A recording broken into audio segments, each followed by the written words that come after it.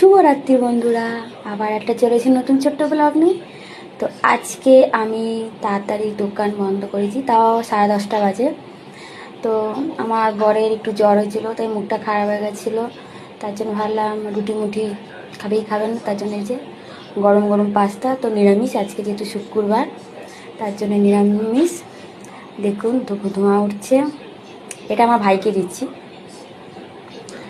তো কারা কারা খাবেন তারা চলে আসুন।